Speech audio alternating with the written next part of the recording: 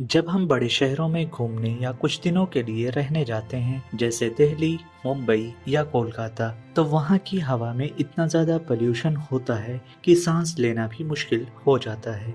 ऐसे में अगर किसी को अस्थमा है तो उस शख्स के लिए अस्थमे का दौरा पड़ने के इम्कानात और भी ज़्यादा बढ़ जाते हैं। ये मसला उस वक्त और भी संगीन हो जाता है जब हम तातीलात पर या अपने रिश्तेदारों से मिलने दूसरे शहरों का रुख करते हैं। हम घूमने फिरने में इतने मसरूफ हो जाते हैं कि अपनी सांस की सेहत पर तवज्जो ही नहीं दे पाते। लेकिन अब फिक्र की कोई बात नहीं, क्योंकि मेडविकी का अस्थमा इन चेक कैलकुलेटर आपकी इस परेशानी का निहायत आसान हल है। अगर आप भी जानना चाहते हैं कि आपको अस्थमा का खतरा कितना है, तो नीचे दी गई लिंक पर क्लिक कीजिए और मेडविकी के अस्थमा इन चेक कैलकुलेटर का इस्तेमाल ज़रूर करें।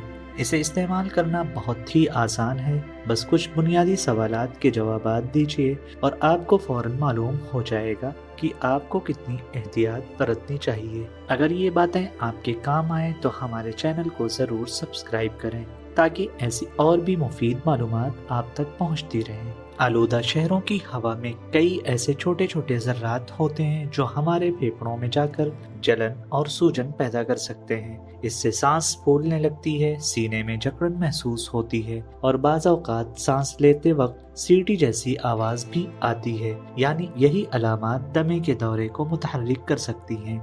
अक्सर हम सोचते हैं कि थोड़े दिन की ही तो बात है, कुछ नहीं होगा, लेकिन हकीकत ये है कि आलूदगी का असर जिस्म पर बहुत जल्दी ज़ाहिर होने लगता है। इसलिए कहीं भी जाने से पहले अपने अस्थमा का खतरा ज़रूर जांच लेना चाहिए। इसीलिए अगली बार जब भी आप किसी आलूदा शहर का सफ़र करने का इरादा करें तो मेडविकी के अस्थमा इन चेक कैलकुलेटर का इस्तेमाल ज़रूर करें। इससे न सिर्फ आप अपने दमा को बेहतर तरीके से समझ सकेंगे, बल्कि अपनी ट्रिप को महफूज तरीके से इंजॉय भी कर सकेंगे। अगर आपको हमारी ये मालूमात मुफीद लगी तो इस वीडियो को लाइक करें, अपने दोस्तों और ख़ानदान वालों के साथ शेयर करें और चैनल को सब्सक्राइब करना हरगिज़ मत भूलें।